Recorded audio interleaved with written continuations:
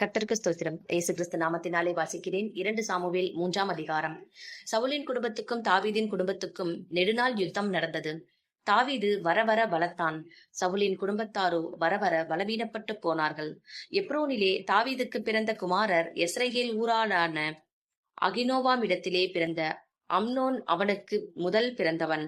நாபாலின் மனைவியாயிருந்த கர்மேல் ஊராளான Abigail இடத்திலே பிறந்த கீலேயாப் அவனுடைய 2ஆம் குமாரன்.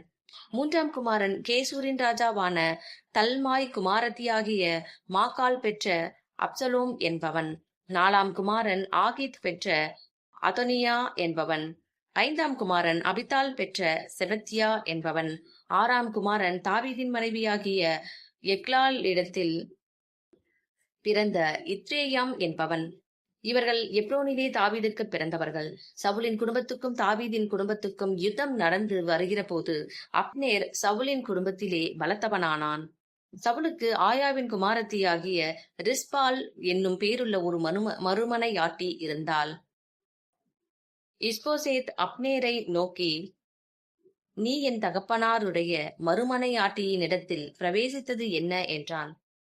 அப்னேர் இஸ்போசேத்தின் வார்த்தைகளுக்காக மிகவும் கோபங்கொண்டு, உம்மை தாவீதின் கையில் ஒப்புக்கொடாமல் இந்நாள் மட்டும் உம்முடைய தகப்பனாகிய சவுலின் குடும்பத்துக்கும் அவருடைய சகோதரருக்கும் சிநேகிதருக்கும் தயவு செய்கிறவன் ஆகிய என்னை நீர் இன்று ஒரு ஸ்திரீயின் நிமித்தம் குற்றம் பிரிக்கிறதற்கு நான் யூதாவுக்கு உட்கையான ஒரு நாய்த்தலையா? நான் ராஜ்யபாரத்தை சவுலின் குடும்பத்தை விட்டு தாண்டப் பண்ணி தாவீதின் சிங்காசனத்தை தான் துவக்கி பெயர்செபா மட்டுமுள்ள இஸ்ரவேலின் மேலும் யூதாவின் மேலும் நிலைநிறுத்தும்படிக்கு கர்த்தர் தாவீதுக்கு ஆணையிட்டபடியே நான் அவனுக்கு செய்யாமற் போனால் தேவன் அப்னேருக்கு அதற்கு சரியாகவும் அதற்கு அதிகமாகவும் செய்ய கடவர் என்றான். அப்பொழுது அவன் அப்னேருக்கு பயப்பட்டதினால் அப்புறம் ஒரு மறுமொழியும் அவனுக்கு சொல்லாதிருந்தான். அப்னேர் தன் நாமத்தினாலே தாவீதின் இடத்திற்கு ஸ்தானாதிபதிகளை அனுப்பி, தேசம் யாருடையது? என்னோடு உடன்படிக்கை பண்ணும். இதோ இஸ்ரவேலை எல்லாம் உம்மிடத்தில் திருப்ப என் கை உம்மோடு இருக்கும் என்று சொல்லச் சொன்னான். அதற்கு தாவீது, நல்லது, உன்னோடே நான் உடன்படிக்கை பண்ணுவேன். ஆனாலும் ஒரே ஒரு காரியம் உன்னிடத்தில் கேட்டுக்கொள்கிறேன். அது என்னவெனில், நீ என் முகத்தை பார்க்க வரும்போது சவுலின் குமாரத்தியாகிய மீகாலை நீ அழைத்து வர வேண்டும். அதற்கு முன் நீ என் முகத்தை பார்ப்பதில்லை என்று சொல்லி அவன் சவுலின் குமாரனாகிய இஸ்போசேத்தின் இடத்துக்கும் ஸ்தானாதிபதிகளை அனுப்பி, நான் பெலிஸ்தருடைய 100 நுனித்தோள்களை பரிசமாக கொடுத்து விவாகம் பண்ணின என் மனைவியாகிய மீகாலை அனுப்பிவிடும் என்று சொல்லச் சொன்னான்.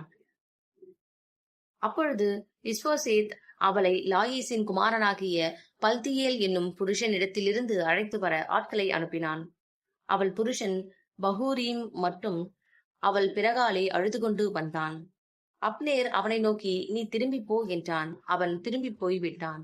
அப்னேர் இஸ்ரவேலின் மூப்பரோடே பேசி, தாவீதை உங்கள் மேல் ராஜாவாக்க வைக்கும்படிக்கு நீங்கள் அநேக நாளாய் தேடினீர்களே, இப்பொழுதும் அப்படி செய்யுங்கள்.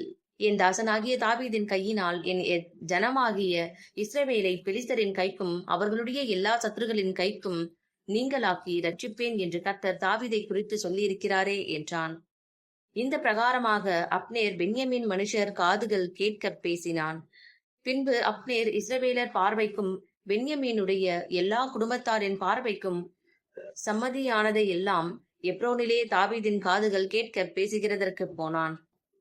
அப்னேரும் அவனோடே கூட 20 பேரும் எப்ரோனில் இருக்கிற தாவீதின் இடத்தில் வந்தபோது தாவீது அப்னேருக்கும் அவனோடே வந்த மனுஷருக்கும் விருந்து செய்தான்.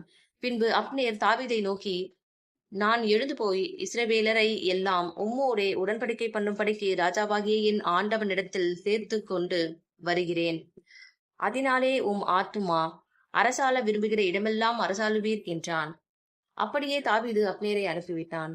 அவன் சமாதானத்தோடே போனான். தாவீதின் சேவகரும் யோவாவும் அநேகம் பொருட்களை கொள்ளையிட்டு தண்டில் இருந்து கொண்டு வந்தார்கள். அப்பொழுது அப்னேர் எப்ரோனில் தாவீதினிடத்தில் இல்லை, அவனை அனுப்பிவிட்டான். அவன் சமாதானத்தோடே போய்விட்டான்.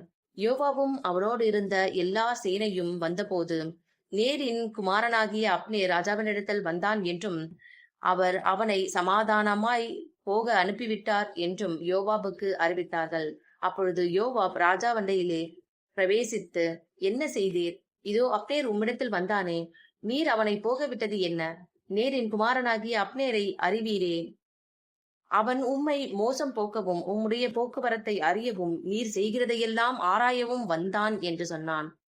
யோவாப் தாவீதை விட்டு புறப்பட்டவுடனே அவன் அப்னேரை தாவீதுக்கு தெரியாமல் கூட்டிக் கொண்டு வரும்படி ஆட்களை அனுப்பினான். அவர்கள் சீரா என்னும் துறவு மட்டும் போய் அவனை அழைத்து கொண்டு வந்தார்கள். அப்னேர் எப்ரோனுக்கு திரும்பி வருகிற போது யோவாப் அவனோடே ரகசியமாய் பேசப் போகிறவன் போல் அவனை ஒளிமுக வாசலின் நடுவே ஒரு பக்கமாய் அழைத்து போய் தன் தம்பி ஆசகேலுடைய இரத்தப்பழியை வாங்க அங்கே அவனை வயிற்றிலே குத்தி கொன்று போட்டான்.